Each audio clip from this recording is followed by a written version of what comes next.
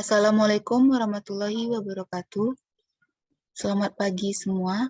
Kami dari kelompok 4 akan mempresentasikan materi mengenai virtual machine yang beranggotakan Christopora Putri, Mary Andani Tagalung, Nadiatul Hikmah, Raihan Harjanto Putra, dan Udi Utomo Prestiawan.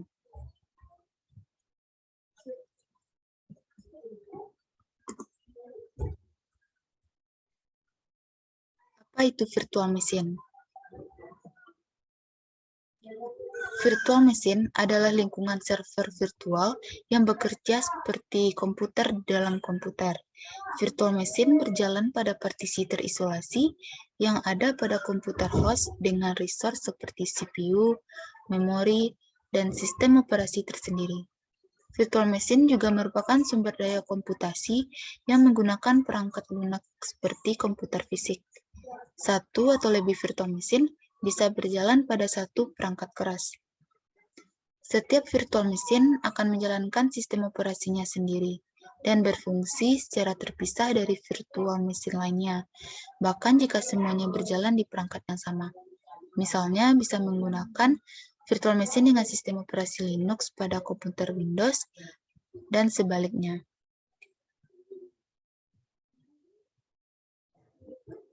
Selanjutnya, teknologi virtual machine biasanya digunakan pada lingkungan cloud server untuk mengakomodasi berbagai tingkat kebutuhan.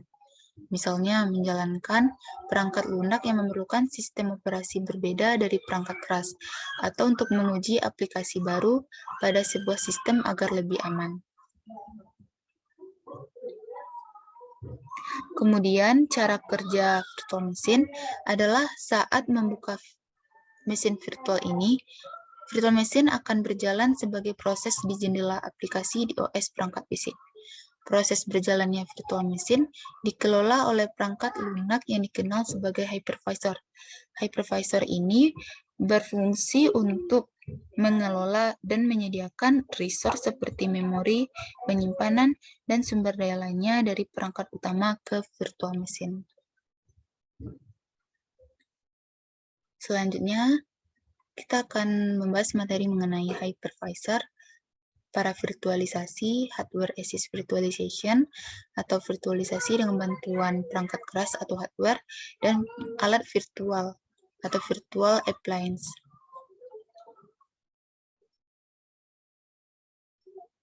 Hypervisor. Hypervisor adalah sebuah teknik virtualisasi yang memungkinkan beberapa operating system untuk berjalan bersamaan pada sebuah host. Tugas dari hypervisor adalah untuk mengatur setiap operating system sesuai dengan gilirannya, agar tidak mengganggu satu dengan yang lainnya.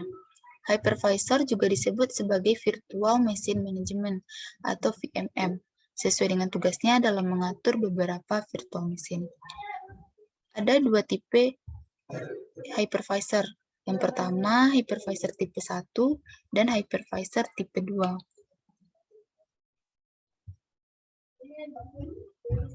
Hypervisor tipe 1.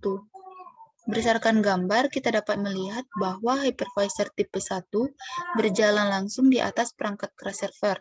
Artinya, tidak diperlukan sistem operasi lain untuk menjalankan hypervisor tipe 1 ini.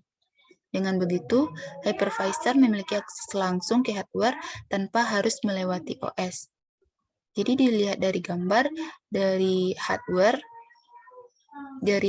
itu langsung ke virtual machine. Jadi tidak ada atau tidak dibatasi dengan OS dari perangkat fisik.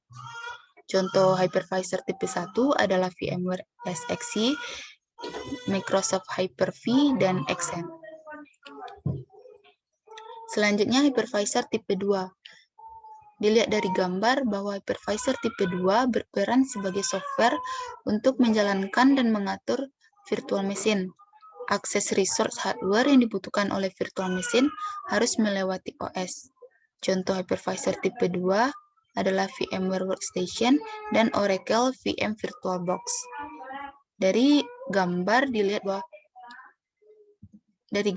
dilihat bahwa dari hardware itu ke OS atau host operating system, kemudian hypervisor, dan selanjutnya baru ke virtual machine. Jadi di antara hypervisor tipe 1 dan tipe 2 memiliki beberapa perbedaan utama. Di antaranya, yang pertama, hypervisor tipe 1 berkinerja lebih baik daripada hypervisor tipe 2.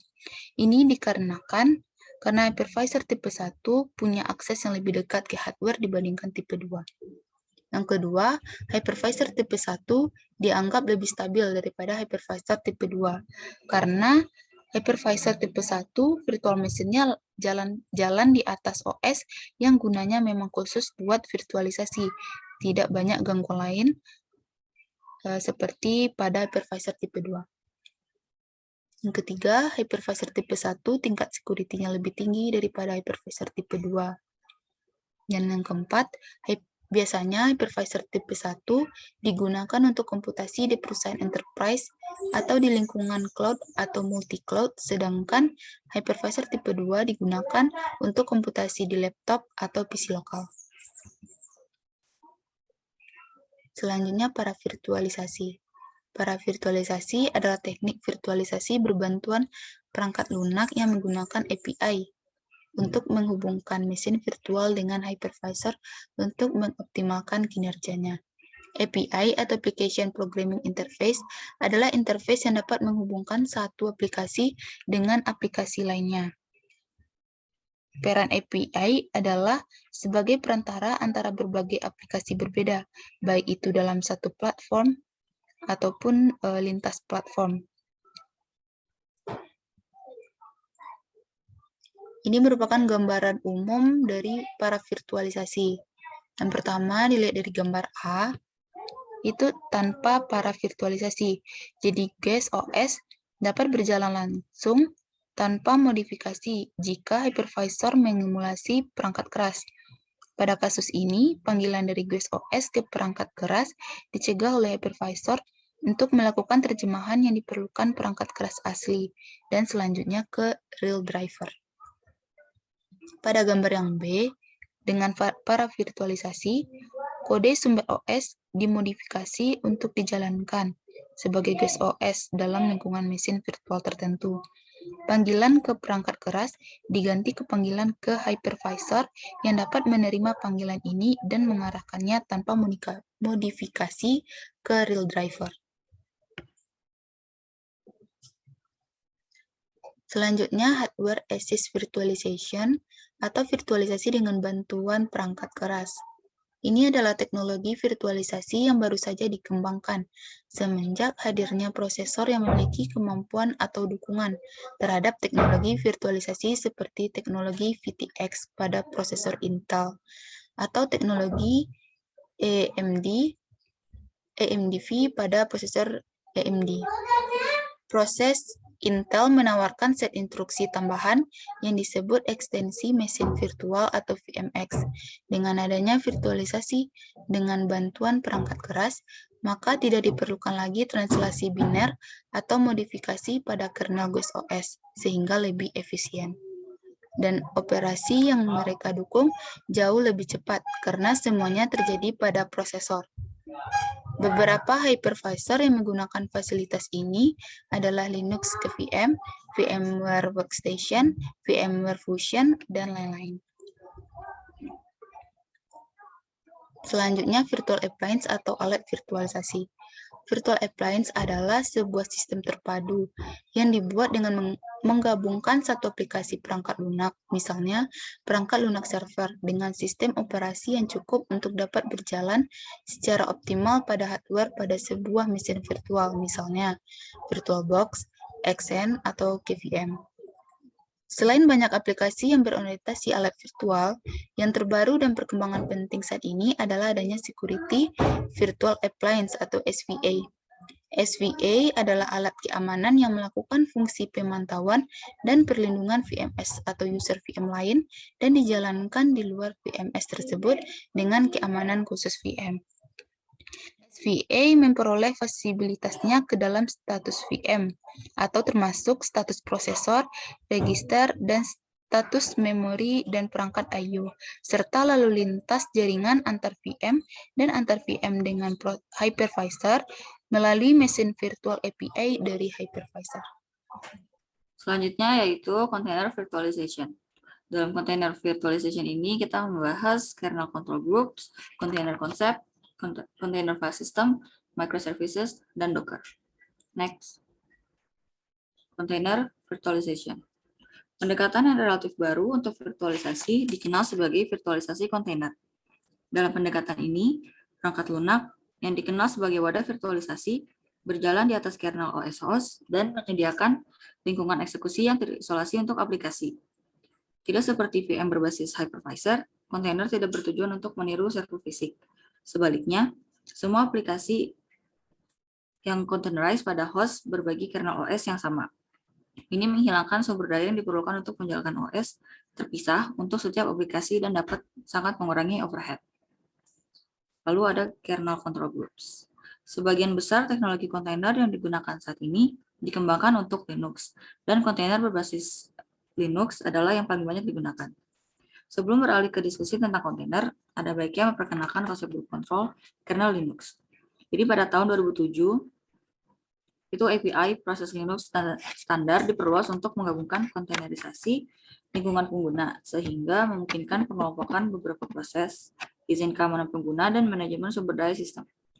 Awalnya disebut sebagai wadah proses. Pada akhir 2007, nomenklatur diubah menjadi group control atau cgroups untuk menghindari kebingungan yang disebabkan oleh berbagai arti istilah wadah dalam konteks kernel Linux. Yang fungsionalitas group control ini digabungkan ke dalam kernel Linux, utama di kernel versi 2.6.24. Itu dirilis pada Januari 2008. Next. Ruang nama proses Linux ini bersifat hierarkis, di mana semua proses adalah anak dari proses waktu boot umum yang disebut init. Ini membentuk hierarki proses tunggal. Grup kontrol kernel memungkinkan beberapa hierarki proses untuk hidup berdampingan dalam satu OS. Setiap hierarki dilampirkan ke sumber daya sistem pada waktu konfigurasi. Lalu si groups ini sendiri menyediakan ada resource limiting. Nah, resource limiting ini merupakan grup yang dapat diatur agar tidak melebihi batas memori yang dikonfigurasi. Lalu ada prioritization. Beberapa grup mungkin mendapatkan bagian yang lebih besar dari penggunaan CPU atau disk I/O throughput. Nah, disk I/O throughput ini merupakan pengukuran seberapa cepat dalam detik penyimpanan atau storage kita dapat membaca atau menulis data. Kita mungkin pernah melihat nomor ini sebelumnya saat melihat hard drive atau SSD baru, atau juga solid state disk atau SSD yang baru. Ini biasanya ditulis dalam MB per S atau megabyte per second. Yang ketiga itu accounting. Ini mengukur penggunaan sumber daya grup yang dapat digunakan, sebagai contohnya itu untuk tujuan penagihan. Yang terakhir yaitu control. Ini berfungsi untuk membekukan kelompok proses, pos pemeriksaan, dan memulai ulang. Next. Selanjutnya ada container concept. Kontainer adalah paket atau aplikasi yang mengandalkan isolasi virtual untuk menjalankan aplikasi yang dapat menjalankan sistem operasi kernel secara simultan tanpa memerlukan mesin virtual atau VMs. Kontainer juga memiliki image. Image ini dianalogikan sebagai disk di mana aplikasi atau sistem operasi sudah terkonfigurasikan dapat berjalan. Sebagai contohnya, jika kita ingin menjalankan web server yang memiliki database dan aplikasi server di dalamnya, kita bisa menggunakan teknologi kontainer ini yang di mana berjalan masing-masing. Next. Nah, di sini ada gambar 14.4, di mana gambar ini membandingkan tumpukan perangkat lunak kontainer dan hypervisor. Untuk kontainer, hanya mesin kontainer kecil yang diperlukan sebagai penopang kontainer-kontainer lainnya. Mesin kontainer menyiapkan setiap kontainer sebagai instansi yang terisolasi dengan meminta sumber daya khusus dari OS untuk setiap kontainer. Jadi setiap aplikasi kontainer ini kemudian secara langsung menggunakan sumber daya dari OS host. Next. Nah, meskipun detailnya berbeda dari satu produk kontainer ke produk kontainer lainnya, berikut ini adalah tugas umum yang dilakukan oleh mesin kontainer. Yang pertama yaitu mempertahankan lingkungan runtime ringan dan toolchain yang mengelola kontainer, image, dan build. Yang kedua itu membuat proses untuk wadah atau kontainer, lalu mengelola titik pemasangan sistem file, dan meminta sumber daya dari kernel, seperti memori, perangkat I/O, dan alamat IP. Next. Selanjutnya yaitu ada siklus hidup kontainer yang berbasis Linux. Ini khas dapat dipahami melalui berbagai fase kontainer Linux. Yang pertama yaitu setup. Fase setup ini berisikan lingkungan untuk membuat dan memulai kontainer Linux. Contoh umum dari fase penyiapan adalah kernel Linux yang diaktifkan sebagai flag atau paket yang diinstal sehingga memungkinkan partisi ruang pengguna. Setup juga mencakup instalasi toolchain dan utilitas, misalnya LXC, Bridge Utils untuk membuat instansi lingkungan kontainer dan konfigurasi jaringan ke OS host. Yang kedua itu configuration. Containers atau wadah dikonfigurasi untuk menjalankan aplikasi atau perintah tertentu. Konfigurasi kontainer Linux ini mencakup parameter jaringan, misalnya alamat IP, sistem file root, operasi mount, dan perangkat yang diizinkan mengakses melalui lingkungan kontainer. Jadi secara umum, kontainer dikonfigurasi untuk memungkinkan eksekusi aplikasi dalam sumber daya sistem yang terkontrol, seperti batas atas pada akses memori aplikasi. Yang ketiga itu manajemen. Setelah kontainer diatur dan dikonfigurasi, itu harus dikelola untuk memungkinkan bootstrap atau startup dan shutdown wadah yang mulus. Biasanya, operasi terkelola untuk lingkungan berbasis kontainer yang mencakup mulai, berhenti, membekukan, dan bermigrasi. Selain itu, ada perintah meta dan rantai alat yang memungkinkan alokasi kontainer yang terkontrol dan terkelola dalam satu node untuk akses pengguna akhir. Next. Nah, karena semua kontainer pada satu mesin dijalankan pada kernel yang sama, sehingga berbagi sebagian besar OS dasar, konfigurasi dengan kontainer jauh lebih kecil dan bobot lebih ringan dibandingkan dengan pengaturan mesin virtual hypervisor atau guest host OS. Oleh karena itu, sebuah OS dapat memiliki banyak kontainer yang berjalan di atasnya dibandingkan dengan jumlah hypervisor dan guest OS yang dapat didukung terbatas.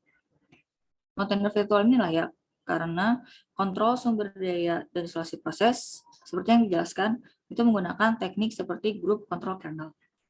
Pendekatan ini memungkinkan sumber daya sistem dibagi antara beberapa contoh wadah yang terisolasi. Cgroups menyediakan mekanisme untuk mengelola dan memantau sumber daya sistem. Performa aplikasi mendekati performa sistem asli, karena kernel tunggal dilebihkan di antara semua contoh kontainer ruang pengguna, dan overhead hanya untuk menyediakan mekanisme untuk mengisolasi kontainer melalui cgroups. Subsistem Linux yang dipartisi ini menggunakan primitif group control termasuk sistem file, ruang nama proses, tumpukan jaringan, nama host, IPC, dan pengguna. Next. Untuk membandingkan virtual machine dengan kontainer, pertimbangkan operasi I/O selama aplikasi dengan proses P di lingkungan virtual. Dalam lingkungan virtualisasi sistem klasik, tanpa dukungan perangkat keras, proses P akan dieksekusi di dalam mesin virtual tamu. Operasi I/O dirutekan melalui tumpukan OS tamu ke perangkat I/O tamu yang ditiru. Panggilan I/O selanjutnya dicegat oleh hypervisor yang meneruskannya melalui tumpukan OS host ke perangkat fisik.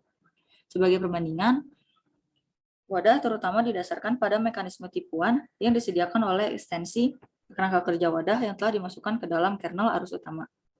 Nah, di sini, satu kernel dibagikan di antara beberapa wadah, yang dibandingkan dengan kernel OS individual di mesin virtual system. Nah, di gambar 14.5 yang ada di atas ini memberikan gambaran tentang aliran data mesin virtual dan kontainer. Next. Selanjutnya ada karakteristik kontainer. Dua karakteristik kontainer yang patut diperhatikan adalah sebagai berikut. Yang pertama, tidak memerlukan OS tamu di lingkungan kontainer. Oleh karena itu, kontainer lebih ringan dan memiliki overhead yang lebih sedikit dibandingkan dengan mesin virtual. Yang kedua, yaitu perangkat lunak manajemen kontainer menyederhanakan prosedur pembuatan dan pengelolaan kontainer. Karena bobotnya yang ringan, kontainer merupakan alternatif yang menarik untuk mesin virtual. Fitur tambahan yang menarik dari kontainer adalah mereka menyediakan portabilitas aplikasi. Aplikasi yang containerized atau dikemas dalam wadah ini dapat dengan cepat dipindahkan dari satu sistem ke sistem lainnya. Next. Manfaat kontainer ini tidak berarti kontainer selalu menjadi alternatif yang lebih disukai untuk mesin virtual, seperti yang ditunjukkan oleh pertimbangan berikut ini. Yang pertama, aplikasi kontainer hanya portable di seluruh sistem yang mendukung kernel OS yang sama dengan fitur dukungan virtualisasi yang sama, yang biasanya ini berarti Linux. Dengan demikian, aplikasi Windows yang containerized atau dikemas dalam wadah hanya akan berjalan pada mesin Windows. Yang kedua, mesin virtual mungkin memerlukan pengaturan kernel unik yang tidak berlaku untuk VM lain di host. Nah, persyaratan ini diatasi dengan menggunakan OS tamu atau GES. Yang ketiga yaitu virtualisasi VM berfungsi di perbatasan perangkat keras dan OS. Ini mampu memberikan isolasi kinerja yang kuat dan jaminan keamanan dengan antarmuka yang dipersempit antara VM dan hypervisor. Containerization yang berada di antara OS dan aplikasi menimbulkan overhead yang lebih rendah, tetapi berpotensi menimbulkan kerentanan keamanan yang lebih besar. Satu kasus penggunaan potensial yang dikutip dalam KRN 16 ini berkisar pada Kubernetes, yaitu sebuah teknologi orkestrasi kontainer open source yang dibuat oleh Google, tetapi sekarang dikelola oleh Cloud Native Computing Foundation atau CNCF. Yayasan itu sendiri beroperasi sebagai proyeksi kolaborasi yayasan Linux. Sebagai contohnya, jika administrator mendedikasikan 500 Mbps untuk aplikasi tertentu yang berjalan di Kubernetes, maka bidang kontrol jaringan ini dapat dilibatkan dalam penjadwalan aplikasi untuk menemukan tempat terbaik untuk menjamin bandwidth tersebut. Atau dengan bekerja dengan Kubernetes API, bidang kontrol jaringan dapat mulai membuat aturan firewall masuk yang mengetahui aplikasi kontainer. Next.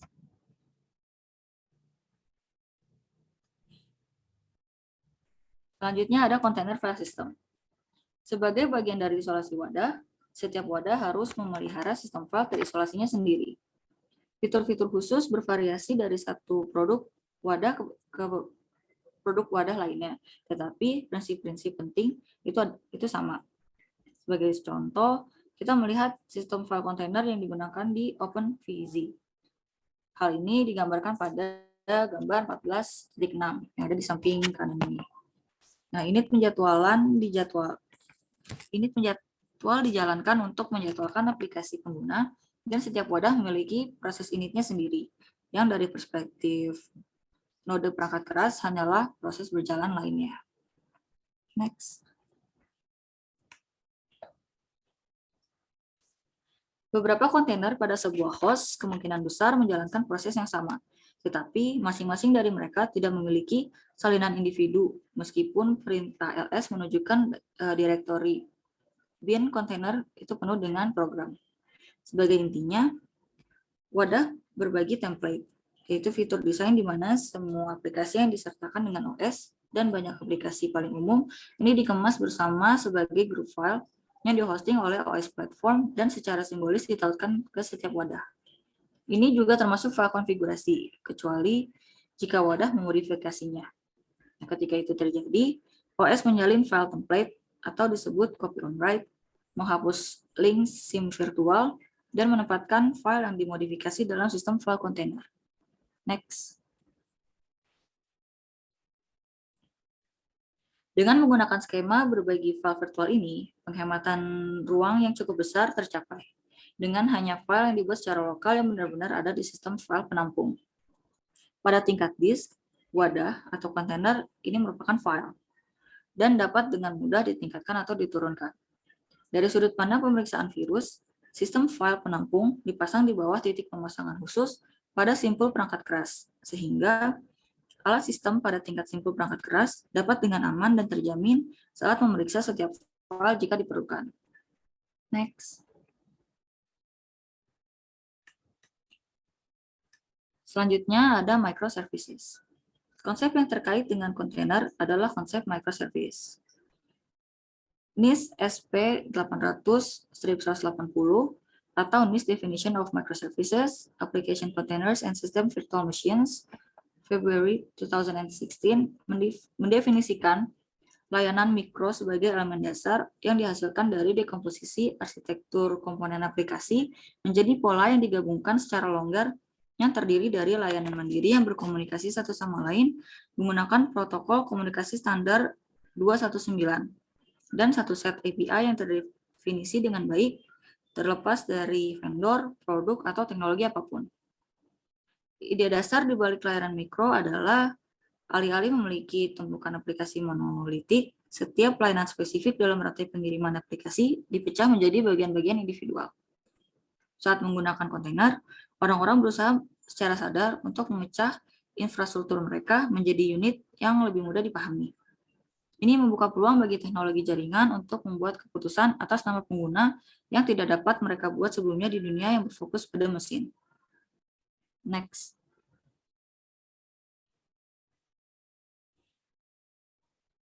Selanjutnya, dua keuntungan utama dari layanan makro adalah sebagai berikut. Yang pertama, microservices mengimplementasikan unit yang dapat dideploy yang jauh lebih kecil, yang kemudian memungkinkan pengguna untuk mendorong pembaruan atau melakukan fitur dan kemampuan dengan lebih cepat. Ini bertepatan dengan praktik pengiriman berkelanjutan, di mana tujuannya adalah untuk mendorong unit kecil tanpa harus membuat sistem monolitik. Yang kedua yaitu layanan mikro atau microservices juga mendukung skalabilitas yang presisi. Karena layanan mikro adalah bagian dari aplikasi yang jauh lebih besar, layanan mikro dapat dengan mudah direplikasi untuk membuat banyak instansi dan menyebarkan beban hanya untuk satu bagian kecil aplikasi daripada harus melakukannya untuk seluruh aplikasi. Next. Selanjutnya ada Docker. Secara historis, kontainer muncul sebagai cara menjalankan aplikasi dengan cara yang lebih fleksibel dan gesit. Wadah Linux memungkinkan menjalankan aplikasi ringan dalam OS Linux secara langsung. Tanpa memerlukan hypervisor dan mesin virtual, aplikasi dapat berjalan secara terpisah dalam sistem operasi yang sama. Google telah menggunakan kontainer Linux di pusat datanya sejak tahun 2006. Namun, pendekatan kontainer menjadi lebih populer dengan kedatangan kontainer Docker pada tahun 2013. Docker menyediakan cara yang lebih sederhana dan lebih standar untuk menjalankan kontainer dibandingkan dengan kontainer versi sebelumnya. Wadah Docker juga berjalan di Linux, tapi Docker bukan satu-satunya cara untuk menjalankan kontainer. Linux Containers atau LXC adalah cara lain untuk menjalankan kontainer. Baik LXC dan Docker memiliki akar di Linux. Salah satu alasan mengapa wadah Docker lebih populer dibandingkan dengan wadah pesaing seperti LXC adalah kemampuannya untuk memuat gambar wadah pada sistem operasi host dengan cara yang sederhana dan cepat. Kontainer Docker disimpan di cloud sebagai gambar dan dipanggil untuk dieksekusi oleh pengguna saat dibutuhkan dengan cara yang sederhana. Next. Nah, Docker sendiri ini terdiri dari komponen utama, yaitu sebagai berikut. Yang pertama, Docker Image. Gambar Docker adalah template read-only dari mana wadah-wadah Docker tersebut dipakai. Lalu Docker Client. Docker Client ini meminta agar gambar digunakan untuk membuat wadah baru. Klien dapat berada di platform yang sama dengan host Docker atau mesin Docker. Selanjutnya, Docker Host. Docker Host ini merupakan sebuah platform dengan OS hostnya sendiri yang menjalankan aplikasi dalam kontainer. Lalu ada Docker Engine. Ini adalah paket runtime ringan yang membangun dan menjalankan kontainer Docker pada sistem host. Lalu ada Docker Machine. Docker Machine ini dapat berjalan pada sistem yang terpisah dari host Docker dan digunakan untuk mengatur mesin Docker. Mesin Docker ini menginstal mesin Docker pada host dan mengonfigurasi klien Docker untuk berbicara dengan mesin Docker. Mesin Docker juga dapat digunakan secara lokal untuk menyiapkan image Docker pada host yang sama seperti menjalankan mesin Docker. Lalu ada Docker Registry. Docker Registry ini menyimpan gambar Docker. Setelah kita membuat gambar Docker, kita dapat mendorongnya ke registry atau pendaftaran publik seperti hub Docker atau ke registry pribadi yang berjalan di belakang firewall. Kita juga dapat mencari gambar yang ada dan menariknya dari registry ke host. Lalu terakhir ada Docker Hub. Ini adalah platform kolaborasi repositori publik gambar untuk kontainer Docker. Pengguna dapat menggunakan gambar yang disimpan di hub yang disumbangkan oleh orang lain dan menyumbangkan gambar custom mereka sendiri. Next. Oke, selanjutnya itu ada process issues. Next. Dalam lingkungan virtual, ada dua strategi utama untuk menyediakan sumber daya prosesor. Yang pertama adalah meniru chip sebagai perangkat lunak dan menyediakan akses ke sumber daya itu. Contoh metode ini adalah QEMU dan Android emulator di Android SDK. Mereka memiliki keuntungan karena mudah diangkut, karena tidak bergantung pada platform, tetapi tidak terlalu efisien dari sudut pandang kinerja. Dan karena proses simulasi membutuhkan banyak sumber daya. Model kedua sebenarnya tidak memvirtualisasikan prosesor, tetapi menyediakan segmen waktu pemrosesan pada prosesor fisik atau vCPU dari host virtualisasi ke prosesor virtual dari mesin virtual yang dihosting di server fisik. Ini adalah bagaimana sebagian besar hypervisor virtualisasi menawarkan sumber daya prosesor kepada tamu mereka. Next. Ketika sistem operasi di mesin virtual melewati instruksi ke prosesor, hypervisor memotong permintaan tersebut, kemudian menjadwalkan waktu pada prosesor fisik host, mengirimkan permintaan untuk dieksekusi, dan mengembalikan hasilnya ke sistem operasi VM.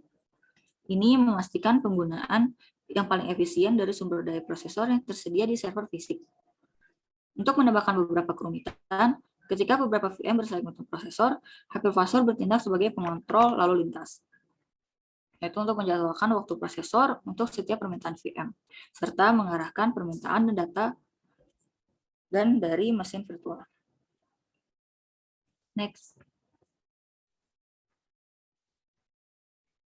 Seiring dengan memori, jumlah prosesor yang dimiliki server adalah salah satu metrik yang lebih penting saat mengukur server. Ini terutama benar, dan dalam beberapa hal lebih kritis dalam lingkungan virtual daripada lingkungan fisik. Di server fisik, biasanya aplikasi memiliki penggunaan eksklusif semua sumber daya komputasi yang dikonfigurasi dalam sistem. Misalnya, di server dengan 4 prosesor quad-core, aplikasi dapat menggunakan 16 core prosesor. Biasanya, persyaratan aplikasi jauh lebih sedikit daripada itu. Ini karena server fisik telah berukuran untuk beberapa kemungkinan keadaan aplikasi di masa depan yang mencakup pertumbuhan selama 3 hingga 5 tahun, dan juga menggabungkan beberapa tingkat lonjakan kinerja air yang tinggi. Pada kenyataannya, dari sudut pandang prosesor, sebagian besar server sangat kurang dimanfaatkan, yang merupakan pendorong kuat untuk konsolidasi melalui virtualisasi seperti yang dibahas sebelumnya. Next. Ketika aplikasi dimigrasikan ke lingkungan virtual, salah satu topik diskusi yang lebih besar adalah berapa banyak prosesor virtual yang harus dialokasikan ke mesin virtual mereka. Karena server fisik yang mereka kosongkan memiliki 16 inti, seringkali permintaan dari tim aplikasi adalah untuk menduplikasinya di lingkungan virtual, terlepas dari apa penggunaan sebenarnya. Selain mengabaikan penggunaan pada server fisik, item lain yang diabaikan adalah peningkatan kemampuan prosesor pada server virtualisasi yang lebih baru. Jika aplikasi dimigrasikan saat masa pakai atau sewa servernya berakhir, itu akan memakan waktu 3 hingga 5 tahun. Bahkan dalam 3 tahun, hukum Moore menyediakan prosesor yang 4 kali lebih cepat daripada yang ada di server fisik asli. Untuk membantu mengukur ukuran yang tepat, konfigurasi mesin virtual, ada alat yang tersedia yang akan memantau penggunaan sumber daya, seperti prosesor, memori, jaringan, dan penyimpanan I/O pada server fisik.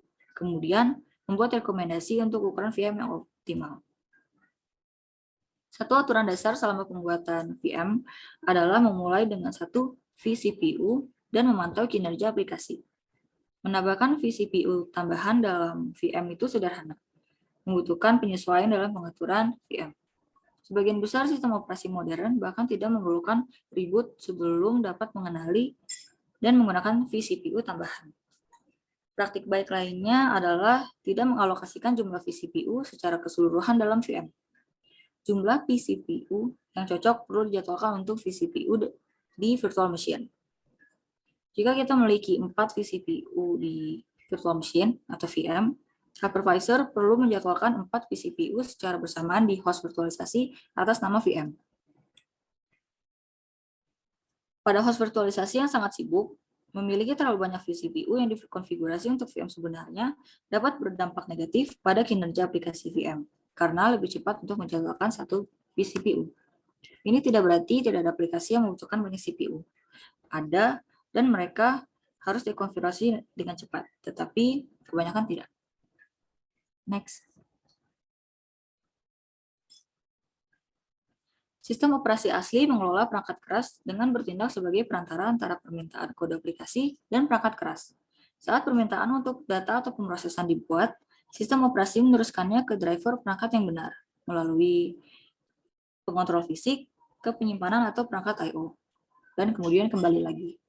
Sistem operasi adalah router pusat informasi dan mengontrol akses ke semua sumber daya fisik perangkat keras. Salah satu fungsi utama sistem operasi adalah membantu mencegah panggilan sistem yang berbahaya atau tidak disengaja, agar tidak mengganggu aplikasi atau sistem operasi itu sendiri. Cincin perlindungan menggambarkan tingkat akses atau hak istimewa di dalam sistem komputer, dan banyak sistem operasi dan arsitektur prosesor memanfaatkan model keamanan ini. Lapisan yang paling dipercaya sering disebut ring zero atau 0, dan merupakan tempat kernel sistem operasi bekerja dan dapat berinteraksi langsung dengan perangkat keras. Next. Ring 1 dan 2 adalah tempat driver perangkat dijalankan saat aplikasi pengguna berjalan di area yang paling tidak dipercaya, yaitu ring 3. Namun dalam praktiknya, ring 1 dan 2 tidak sering digunakan, menyederhanakan model ke ruang eksekusi terpercaya dan tidak terpercaya. Kode aplikasi ini tidak dapat berinteraksi secara langsung dengan perangkat keras karena dijalankan di ring 3 dan memerlukan sistem operasi untuk mengeksekusi kode atas namanya di ring 0. Pemisahan ini mencegah kode yang tidak diistimewakan dari menyebabkan tindakan tidak terpercaya seperti shutdown sistem atau akses data yang tidak sah dari disk atau koneksi jaringan. Next. Hypervisor berjalan di ring 0 untuk mengontrol akses perangkat keras untuk mesin virtual yang mereka host. Sistem operasi di mesin virtual tersebut juga percaya bahwa mereka berjalan di ring 0 dan dengan cara yang mereka lakukan. Tetapi hanya pada perangkat keras virtual yang dibuat sebagai bagian dari mesin virtual. Dalam kasus sistem shutdown, sistem operasi pada tamu akan meminta perintah shutdown di ring 0. Hypervisor memotong permintaan. Jika tidak, server fisik akan dimatikan, yang akan menyebabkan kerusakan pada hypervisor dan mesin virtual lainnya yang dihosting. Sebagai gantinya, hypervisor membalas ke sistem operasi tamu bahwa penonaktifan berjalan seperti yang diminta, yang memungkinkan sistem operasi tamu untuk menyelesaikan proses penonaktifan perangkat lunak yang diperlukan. Next.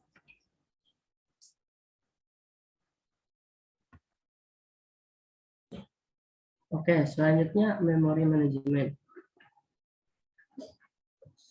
Slide selanjutnya. Seperti jumlah vCPU, jumlah memori yang dialokasikan ke virtual machine adalah salah satu pilihan konfigurasi yang lebih penting. Sumber daya memori biasanya merupakan hambatan pertama yang ditemui ketika infrastruktur virtual tumbuh. Selain itu, seperti halnya virtualisasi prosesor, penggunaan memori dalam lingkungan virtual lebih untuk mengelola sumber daya fisikal daripada membuat entitas virtual. Seperti physical server, virtual machine perlu dikonfigurasi dengan memori yang cukup untuk berjalan secara efisien dengan menyediakan ruang untuk sistem operasi dan aplikasi. Demikian pula, sumber daya konfigurasi virtual machine kurang dari sumber daya yang terkandung dalam physical host. Contoh sederhananya adalah physical server dengan RAM 8 GB, virtual machine dengan memori 1 GB, hanya akan melihat memori 1 GB saja. Meskipun physical server yang dihosting memiliki lebih banyak memori. Next. Next. Memori manajemen ketika mesin virtual menggunakan sumber daya memori, hypervisor mengelola permintaan memori dengan menggunakan tabel terjemahan sehingga sistem operasi tamu VM memproses ruang memori di alamat yang mereka harapkan. Ini adalah langkah pertama yang baik, tetapi masalahnya masih ada. Mirip dengan prosesor, pemilik aplikasi meminta alokasi memori yang mencerminkan infrastruktur fisik tempat mereka berimigrasi. Terlepas dari apakah ukuran alokasi dijamin, ini akan menyebabkan kelebihan pasokan virtual mesin dan pemborosan sumber daya memori. Untuk server 8 GB hanya 7 virtual mesin, 1 GB yang dapat di-host dan 1 GB sisanya digunakan untuk hypervisor itu sendiri. Selain pengukuran presisi, virtual mesin berdasarkan karakteristik kinerja aktualnya. Hypervisor juga memiliki beberapa fungsi bawaan yang membantu mengoptimalkan penggunaan memori. Next. Nah, salah satunya adalah berbagi halaman seperti dilihat di gambar 14.7. Saat berbagi halaman mirip dengan menduplikasi data, teknik penyimpanan yang mengurangi jumlah blok penyimpanan yang digunakan. Ketika sebuah VM digunakan, sistem operasi dan halaman aplikasi dimuat ke dalam memori. Jika beberapa VM memuat versi OS yang sama atau menjalankan aplikasi yang sama, banyak dari blok memori ini adalah menduplikat. Oke, lanjut, Nah.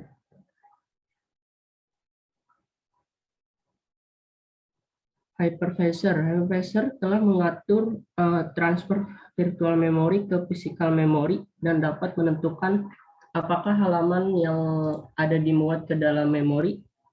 Hypervisor tidak memuat halaman duplikat ke physical memory, tetapi menyediakan tautan ke halaman bersama di tabel konversi virtual machine. Pada host tempat GUS menjalankan sistem operasi dan aplikasi yang sama, 10% hingga 40% dari physical memory aktual dapat diklaim kembali pada 25%. Di server 8 GB dapat menampung 2 mesin virtual 1 GB tambahan.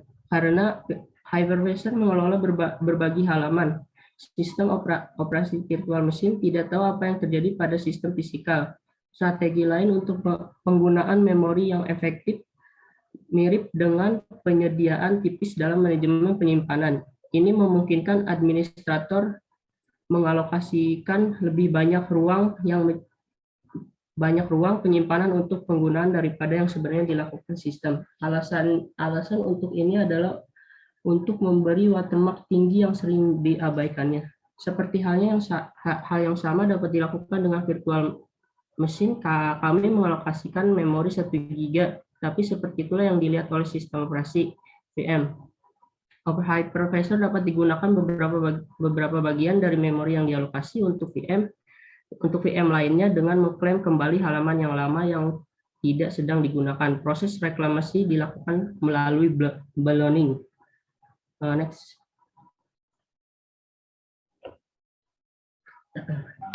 Hypervisor mengaktifkan driver balloon yang sebenarnya mengembang dan menghambat operasi GUS sistem untuk menyiram halaman di disk.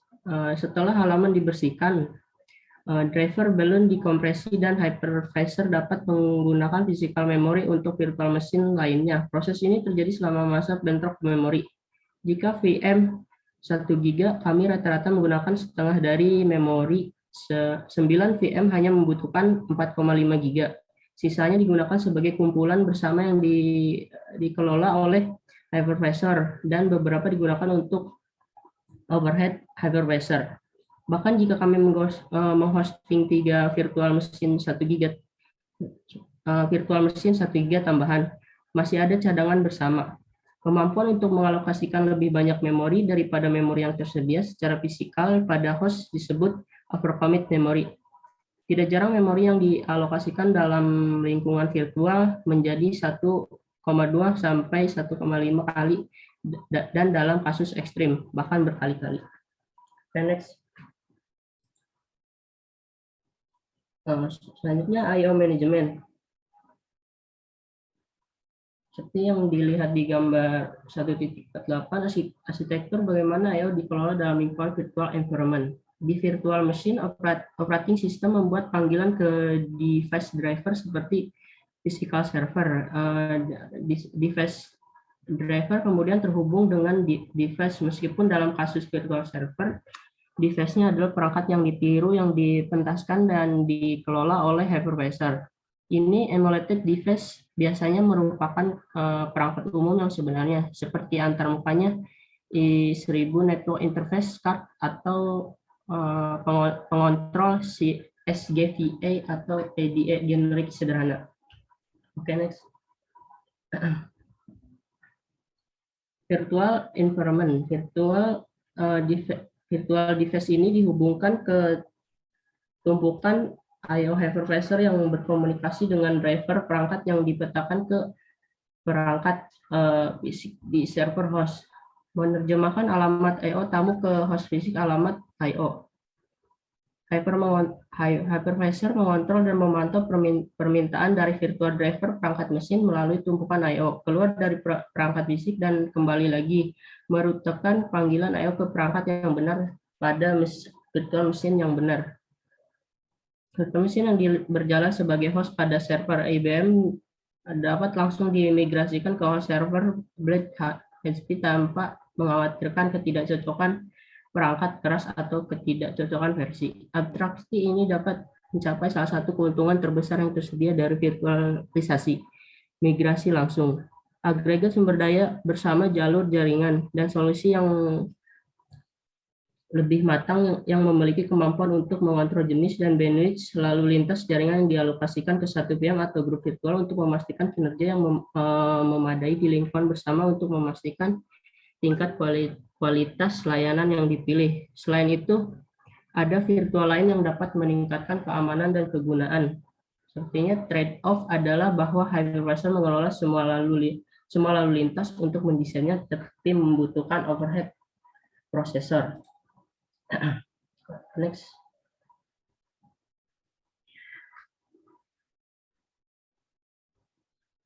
Prosesor yang lebih cepat memungkinkan hypervisor untuk melakukan fungsi manajemen I/O lebih cepat dan juga mempercepat pemrosesan yang dilakukan oleh prosesor tamu. Perubahan perangkat keras eksplisit yang didukung oleh virtualisasi juga meningkatkan kinerja. Intel menyediakan I/O Acceleration Technology atau IAT yang merupakan subsistem menggunakan akses memori langsung atau DMA untuk memindahkan salinan memori dari prosesor utama ke bagian khusus motherboard ini.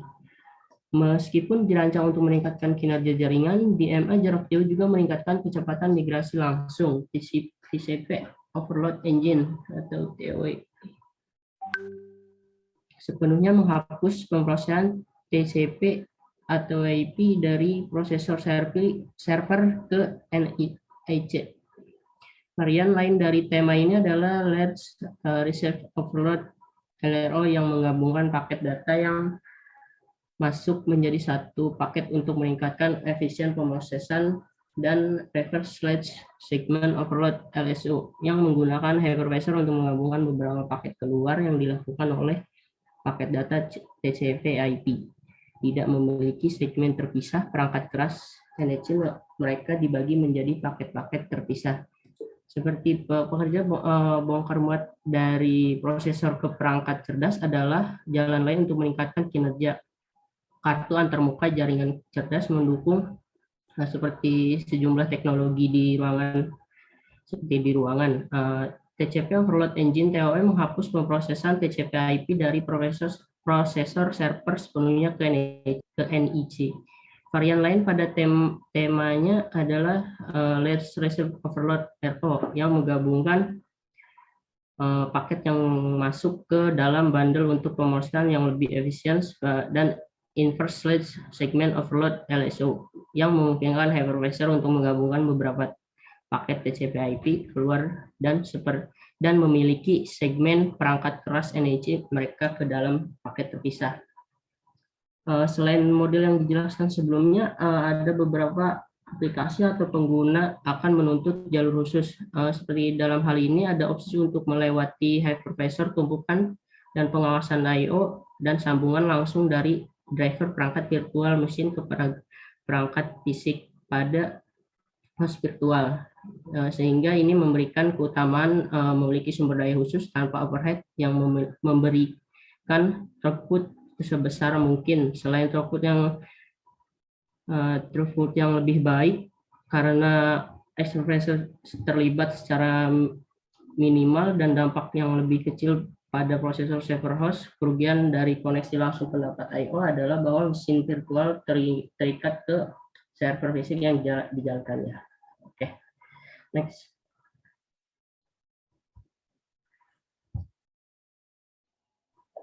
Selanjutnya adalah firmware XC. Firmware XC sebelumnya sebelum menjadi XC, sebelumnya akan menjadi SX, adalah sebuah perusahaan kelas tipe 1 hypervisor yang dikembangkan oleh firmware untuk menyebarkan dan melayani komputer maya. Sebagai hypervisor tipe 1, XC bukanlah aplikasi perangkat lunak yang diinstal pada sistem operasi atau OS. Sebagai gantinya, ini mencangkup dan mengintegrasikan komponen OS penting seperti kernel. Setelah versi 4.1 dirilis pada tahun 2010, firmware menggantikan nama SX menjadi XC. XC menggantikan server konsol atau sistem operasi dasar dengan OS yang lebih terintegrasi. SX atau XC adalah komponen utama dalam rangkaian perangkat lunak firmware infrastruktur. Nama SX sebagai singkatan dari Elastis SkyX. Pada bulan September 2004, pengganti SX secara internal disebut VM Visor, tapi kemudian diubah menjadi XC sebagai I di XC berarti terintegrasi. Firmware XX dengan XC adalah dua hypervisor bermetal yang berarti bahwa mereka dapat digunakan tanpa sistem operasi. SX adalah yang lebih tua dari keduanya, dan oleh karena itu merupakan teknologi yang lebih matang dibandingkan dengan XC. Perbedaan paling signifikan antara SX dengan XC adalah kekurangannya kernel Linux di XC. Meskipun firmware SX tidak memerlukan sistem operasi, ia masih menggunakan kernel Linux yang diluncurkan SX bersama dengan beberapa fitur lainnya. Karena fitur yang kemungkinan besar akan dilewatkan oleh sebagian besar pengguna SX saat menggunakan XC adalah kurangnya konsol yang sudah bisa digunakan oleh banyak pengguna. Konsol ini juga menyediakan beberapa alat yang digunakan dalam mengelola hypervisor karena XC tidak memiliki konsol ini. XC memindahkan interaksi manajemen ke satu set alat manajemen jarak jauh. Meskipun sebagian besar pengguna mungkin tidak menghargai perubahan ini, lebih lanjut menyederhanakan penggunaan XC untuk pemula. Berikut ini perbedaan utama XX vs XC. Perbedaan utama terletak pada arsitektur dan manajemen operasi. Jika hanya untuk mempersingkat perbandingan versi firmware menjadi beberapa kata, arsitektur XC lebih unggul dalam keamanan, keandalan, dan manajemen. Selain itu, seperti yang disebutkan di atas, XC tidak bergantung pada sistem operasi. Firmware sangat menyarankan penggunaan yang saat ini menjalankan arsitektur XX klasik untuk bermigrasi ke XC. Menurut dokumentasi firmware, migrasi ini diperlukan bagi pengguna untuk meningkatkan versi melampaui versi 4.1 dan memaksimalkan manfaat dari hypervisor mereka.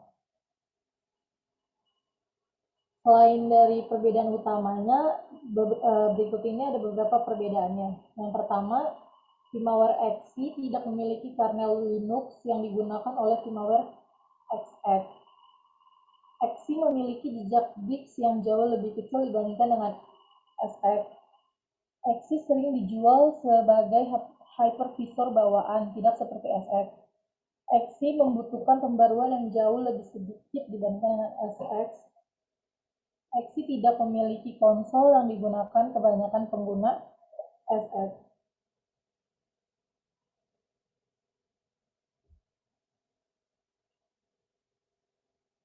Dan di sini ada gambar perbedaan dari SX dengan XY. Yang dimana firmware SX dan XY adalah dua hypervisor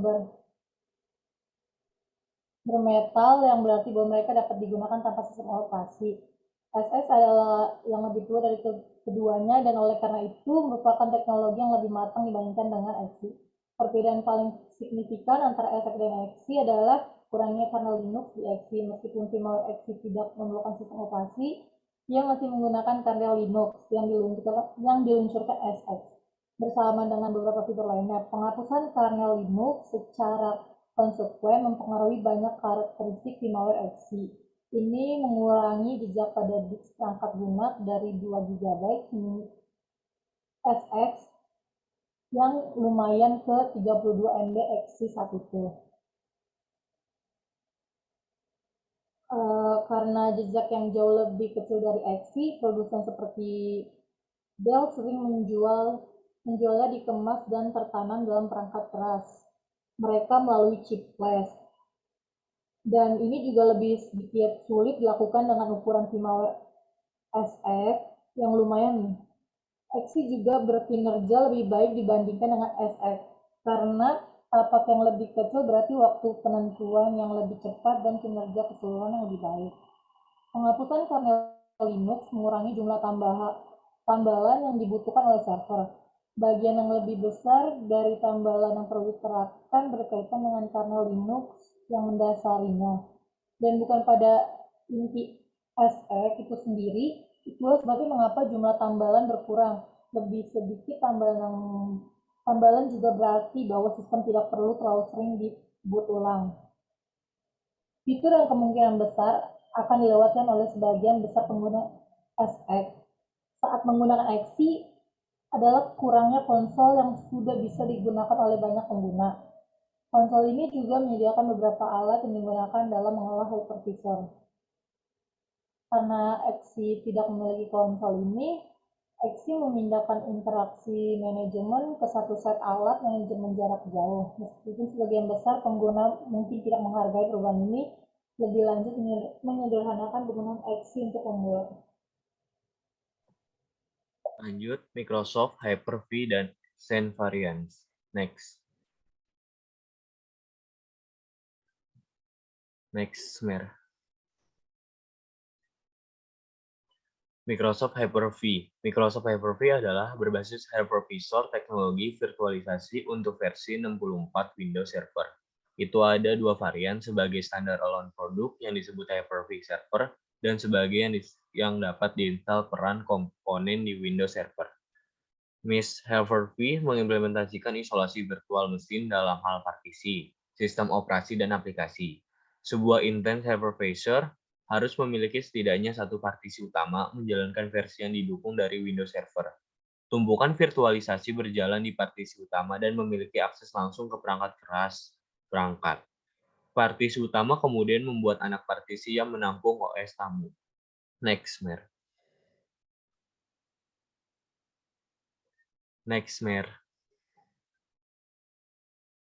Kernel virtualisasi atau VM kernel adalah inti dari hypervisor dan melakukan semua fungsi virtualisasi. Dalam rilis ESX sebelumnya, hypervisor dikerahkan bersama instalasi Linux yang berfungsi sebagai lapisan manajemen. Fungsi manajemen tertentu seperti pencatatan, layanan, nama, dan agen pihak ketiga untuk pencadangan atau pemantauan perangkat keras dipasang di layanan ini. Konsul layanan memiliki dua masalah. Yang pertama adalah bahwa ini jauh lebih besar daripada hypervisor. Penginstalan tipikal yang membutuhkan sekitar 32 MB untuk hypervisor dan sekitar 900 MB untuk konsul layanan. Yang kedua adalah bahwa layanan berbasis Linux konsul adalah antara muka dan sistem yang dipahami dengan baik dan rentan terhadap serangan malware atau orang. VMware kemudian merancang ulang ESX untuk diinstal dan dikelola tanpa konsul layanan. Next. Nah, di sini penjelasan gambar ini, Hyper-V mengimplementasikan isolasi mesin virtual dalam hal partisi. Partisi adalah unit logis dari isolasi yang didukung oleh hypervisor yang di mana setiap sistem operasi tamu dijalankan. Instant Hypervisor harus memiliki setidaknya satu partisi induk menjalankan versi Windows Server yang didukung. Tumpukan virtualisasi berjalan di partisi induk ini memiliki akses langsung ke perangkat keras. Partisi induk kemudian membuat partisi anak yang menampung OS tamu. Partisi induk membuat partisi ini menggunakan API Hypercal yang merupakan antaramuka pemrograman aplikasi yang diekspos oleh Hyper-V. Sebuah partisi anak tidak memiliki akses ke prosesor fisik, juga tidak menangani interupsi yang sebenarnya. Sebagai gantinya, ia memiliki tampilan virtual prosesor yang berjalan di bus virtual address, yang bergantung pada konfigurasi hypervisor, mungkin belum tentu seluruh ruangan alamat virtual juga. Bergantung pada konfigurasi VM, Hyper-V hanya dapat mengekspos subnet prosesor ke setiap partisi. Hypervisor juga menangani sebuah interupsi ke prosesor dan mengarahkan ke partisi masing-masing menggunakan pengendali interupsi sintesis logik atau CIN-IC. Perangkat keras Hyper-V dapat mempercepat terjemahan alamat ruang alamat virtual tamu dengan menggunakan terjemahan alamat tingkat kedua yang disediakan oleh CPU yang disebut EPT pada Intel RVE. Partisi turunan tidak memiliki akses langsung ke sumber daya perangkat keras, tetapi memiliki tampilan sumber daya seperti virtual. Dalam hal perangkat virtual, setiap permintaan ke perangkat virtual diarahkan melalui VMBus ke perangkat partisi induk yang akan mengelola permintaan. VMBus ini adalah saluran logis yang memungkinkan komunikasi antara partisi. Responnya juga dialihkan melalui VMBus. Jika perangkat di partisi induk juga merupakan perangkat virtual, itu akan diarahkan lebih jauh hingga mencapai partisi induk, yang dimana dapat mendapatkan akses perangkat fisik. Partisi induk menjalankan penyediaan layanan virtualisasi yang terhubung ke VMBus dan penanganan permintaan akses perangkat dari partisi anak. Next, Mir. Nah, VMware Xi juga ini sebuah produk di dalam vSphere yang digunakan untuk virtualisasi dan termasuk ke dalam jenis native hypervisor atau langsung diinstal pada server atau lebih familiarnya yaitu bare metal. Rangkaian perangkat lunak yang memiliki banyak komponen perangkat ini seperti vNcenter dan Xi dan klien vSphere. vSphere juga bukan perangkat lunak tertentu yang dapat Anda install dan gunakan. Itu hanya nama paket yang memiliki subkomponen lain. Inti dari rangkaian produk vSphere ini adalah hypervisor yang merupakan lapisan virtualisasi yang berfungsi sebagai dasar untuk sisi lini produk.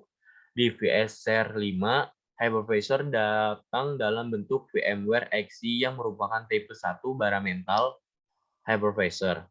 Semua mesin virtual atau tamu OS diinstal pada server Xi untuk menginstal, mengelola, dan akses server virtual yang berada di dalam Xi server. Bagian lain dari setelan VM Here yang disebut dengan VMware atau vCenter. Next, Mer. VMware Xi menyediakan beberapa fitur. Yang pertama itu ada Stored View Motion, mengizinkan relokasi file data yang membentuk virtualisasi mesin saat mesin virtual sedang digunakan.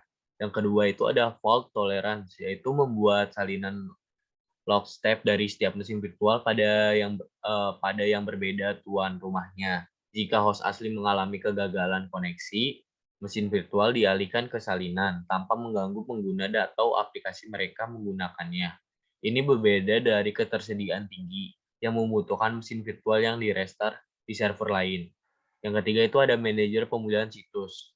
Menggunakan berbagai teknologi replikasi untuk menyalin yang dipilih mesin virtual ke situs sekunder. Jika terjadi bencana pusat data, itu sendiri sekunder dapat berdiri dalam hitungan menit. Mesin virtual menyala dengan cara yang dipilih dan berjenjang secara otomatis untuk memastikan transisi tingkat yang mulus atau akurat. Next. Yang keempat itu ada penyimpanan dan kontrol I/O jaringan. Memungkinkan administrator mengalokasikan bandwidth kerja jaringan dalam jaringan virtual dengan cara yang sangat terperinci. Kebijakan ini diaktifkan ketika ada perselisihan di jaringan dan dapat menjamin bahwa mesin virtual tertentu. Kelompok mesin virtual yang terdiri dari aplikasi atau kelas lalu lintas data atau penyimpanan memiliki prioritas yang diperlukan dan bandwidth untuk beroperasi sesuai dengan keinginan. Yang kelima adalah penjadwalan sumber daya yang terdistribusi DRS, menempatkan mesin virtual secara cerdas pada host untuk startup dan dapat secara otomatis menyeimbangkan beban kerja melalui view motion berdasarkan kebijakan bisnis dan penggunaan sumber daya. Next. Nah, selanjutnya itu ada Sen. Sen adalah solusi virtualisasi. Awalnya yang dikembangkan di Universitas Cambridge, ini adalah salah satunya solusi mental yang tersedia sebagai open source dan adalah yang digunakan sebagai untuk sejumlah komersial yang berbeda dan aplikasi open source. Hypervisor Sen adalah lapisan perangkat lunak yang berjalan langsung pada perangkat keras di bawah sistem operasi apapun. Dia bertanggung jawab untuk penjadwalan memori CPU, partisi berbagai VM yang berjalan di perangkat keras. Next. Tamu desain adalah domain yang tidak memiliki hak atau terkadang domain pengguna yang dirujuk sebagai DOMU. DOMU itu menyediakan akses ke jaringan sumber daya penyimpanan untuk para tamu melalui driver backend yang berkomunikasi dengan driver frontend di DOMU. Kecuali kalau ada perangkat passthrough yang dikonfigurasi, biasanya itu USB. Semua jaringan atau penyimpanan I/O ditangani melalui DOMU. Karena DOMU itu sendiri merupakan turunan dari Linux, jika sesuatu yang tidak terduga terjadi padanya, semua mesin virtual yang didukungnya akan terpengaruh. Pemeliharaan sistem operasi standar seperti menambah juga berpotensi mempengaruhi ketersediaan secara keseluruhan. Next.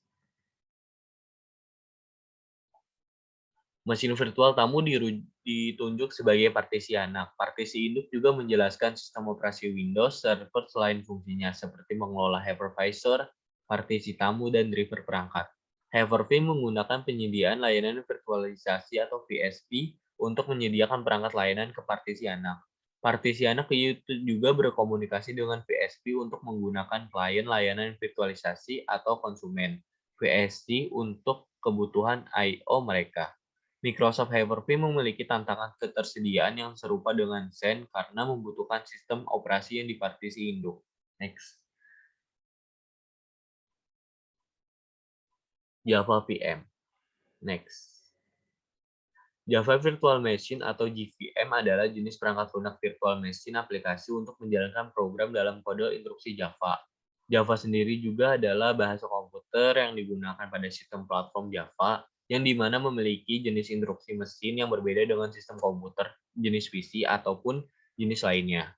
Oleh karena itu, agar sebuah komputer dapat menjalankan sebuah program dalam bahasa Java, maka diperlukannya JVM yang sering disebut sebagai middleware yang berfungsi untuk menerjemahkan instruksi Java, JVM Instruction Set, menjadi instruksi mesin pada komputer jenis tertentu. Next. Java Virtual Machine dalam nama lain juga disebut sebagai Java Runtime Environment (JRE), dikembangkan oleh Sun Microsystems untuk memperluas penggunaan bahasa Java pada platform komputer manapun. Oleh karena itu, program yang dibuat dengan Java dapat dijalankan pada banyak platform komputer maupun berbagai sistem operasi komputer. Dengan sistem emulasi instruksi ini, maka proses Java ini banyak sekali yang dipakai pada aplikasi-aplikasi di perangkat mobile, karena perangkat mobile saat ini sudah banyak yang sudah memiliki Java Virtual Machine. Next. Java Virtual Machine terdiri dari sebuah class loader dan Java interpreter yang mengeksekusikan arsitektur literal bytecode. Java interpreter merupakan suatu fasilitas penerjemahan dalam JVM. Fungsi utamanya adalah untuk membaca isi berkas bytecode atau kelas yang dibuat di kompilator Java saat berkas berada dalam memori, kemudian menerjemahkan menjadi bahasa mesin lokal. Jasa interpreter dapat berupa perangkat lunak yang menginterpretasikan bytecode setiap waktu, atau hanya just-in-time (JIT) yang mengubah arsitektur natural bytecode menjadi bahasa mesin lokal. Interpreter bisa juga diimplementasikan pada sebuah chip perangkat keras. Instance dari JVM dibentuk ketika aplikasi Java dan applet dijalankan menggunakan JVM mulai berjalan saat metode atau main dipanggil. Next. Java Virtual Machine, meski sistem pemrograman berada di level tertinggi, program aplikasi ini bisa melihat segala sesuatu di bawahnya pada tingkatan, seakan mereka adalah bagian dari mesin. Pendekatan dengan lapisan ini yang diambil sebagai kesimpulan logis pada konsep mesin virtual atau virtual machine. Pendekatan VM menyediakan sebuah antaramuka yang identik dengan underlying bare hardware. VM dibuat dengan pembagian sumber daya oleh physical komputer. VM perangkat lunak membutuhkan ruang pada disk untuk menyediakan memori virtual dan spooling sehingga perlu ada disk virtual. Pada applet, JVM menciptakan metode outmine sebelum membuat applet itu sendiri. Next. Java Development Environment terdiri dari sebuah compliant environment dan runtime environment. Compliant berfungsi mengubah shortcode Java menjadi bitcode, sedangkan runtime merubah Java platform untuk sistem host. Meski sangat berguna, VM sulit untuk diimplementasikan. Banyak hal yang dibutuhkan untuk menyediakan duplikat yang tepat dari underlying machine. VM dapat dieksekusikan pada only user mode sehingga kita harus mempunyai virtual user mode sekaligus virtual memory mode yang keduanya berjalan di physical user mode. Next. Ketika instruksi yang hanya membutuhkan virtual user mode dijalankan, ia akan mengubah isi register yang berefek pada virtual monitor mode sehingga dapat mengulangi VM tersebut. Sebuah instruksi MK yang membutuhkan waktu 100 ms dengan menggunakan VM bisa dieksekusi lebih cepat karena spooling atau lebih lambat karena interpreter. Terlebih lagi, CPU menjadi multiprogrammed di antara banyak VM. Jika setiap user diberi satu VM, dia akan bebas menjalankan sistem operasi atau kernel yang diinginkan pada VM tersebut. Selain kekurangan yang telah disebutkan di atas, jelas VM memiliki kelebihan-kelebihan, yaitu keamanan yang terjamin karena VM mempunyai perlindungan lengkap pada berbagai sistem sumber daya, tidak ada pembagian resource secara langsung. Next. Nah, gambar di sini seperti Java, penjelasannya ada di samping. Next. Penjelasannya, JVM adalah komponen utama dari arsitektur Java dan merupakan bagian dari JRE, Java Runtime Environment. JVM bergantung pada sistem operasi. Dengan kata lain, JVM harus menerjemahkan bitcode ke dalam bahasa mesin dan bahasa mesin bergantung pada sistem operasi yang sedang digunakan, yang membuat JVM tergantung pada platform atau bergantung pada sistem operasi. JVM sendiri itu bertanggung jawab untuk mengalokasikan memori yang diperlukan oleh program Java.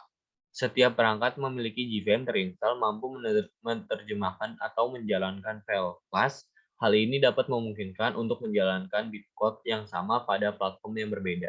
Next.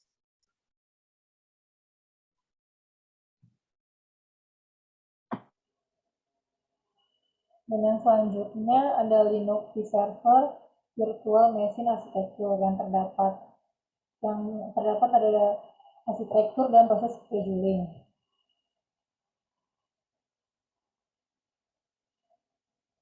Linux vServer adalah open source, cepat pendekatan wadah virtual untuk mengimplementasikan mesin virtual pada server Linux. Hanya satu salinan dari kernel Linux yang terlibat. vServer terdiri dari modifikasi kernel yang relatif sederhana ditambah satu set kecil OS userland. Peralatan. Kernel vServer Linux mendukung sejumlah server virtual terpisah. Kernel mengelola semua sistem sumber daya dan tugas, termasuk penjadwalan proses, memori, ruang disk, dan waktu prosesor. Arsitektur yaitu setiap server virtual menggunakan alamat IP yang terpisah dan berbeda. Lalu lintas masuk ditunjukkan agar satu server virtual dapat diakses oleh server virtual lainnya. Akhirnya, setiap server virtual diberikan satu set kemampuan. Konsep kemampuan seperti yang digunakan di Linux mengacu pada partisi dari hak istimewa yang tersedia untuk pengguna, seperti kemampuan membaca file atau menelusuri proses yang dimiliki oleh pengguna lain. Nah, demikian setiap server virtual dapat diberikan subset terbatas dari hak pengguna root.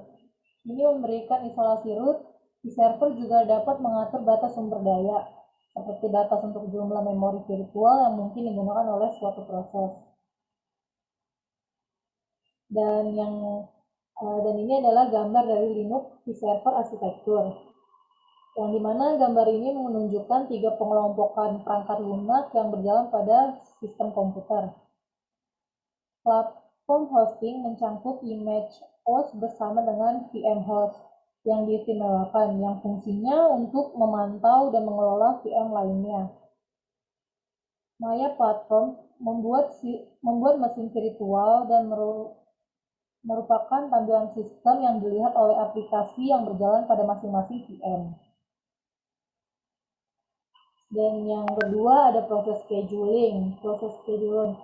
Fasilitas mesin virtual vServer Linux menyediakan cara untuk mengontrol penggunaan VM dari waktu prosesor. vServer melapisi filter token bucket atau TBF di atas standar jadwal Linux. Tujuan dari TBF adalah untuk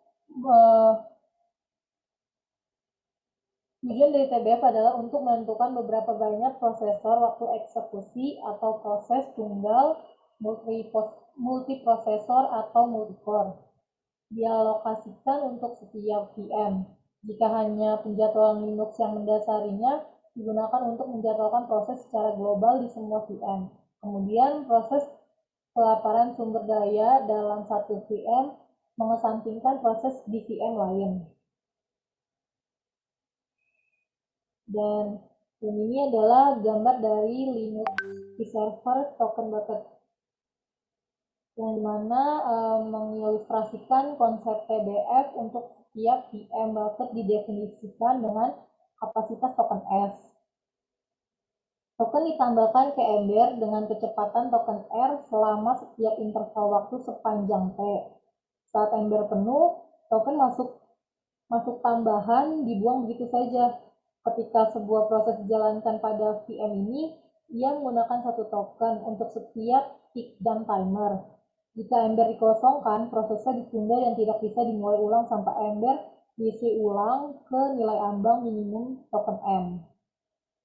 Pada saat itu, proses dijadwal ulang konsekuensi signifikan dari pendekatan TBF. VM dapat mengumpulkan token selama periode diam, kemudian menggunakan token dalam ledakan satu kelukan. Menyesuaikan nilai R dan T memungkinkan untuk mengatur kapasitas yang dapat dikeluarkan oleh VM dengan rumus R per T sama dengan fraction of processes allocation. Persamaan ini menunjukkan fraksi dari prosesor tunggal dalam suatu sistem. Dengan demikian, misalnya, jika suatu sistem multicore dengan 4 core dan kami ingin memberikan satu VM rata-rata satu prosesor khusus, maka kami menetapkan R sama dengan 1 dan T sama dengan 4. Sistem keseluruhan terbatas sebagai berikut jika ada N VM, maka seperti rumus ini.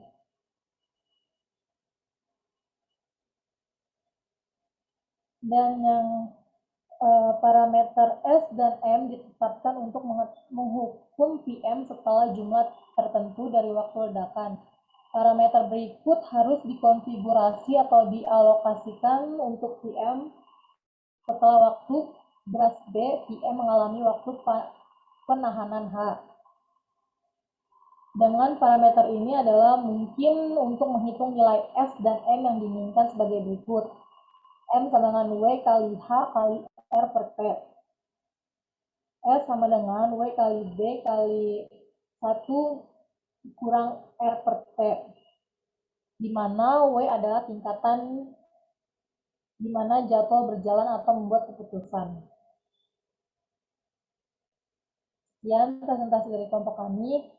Mohon maaf jika ada kata-kata yang kurang atau penjelasan yang kurang. Terima kasih.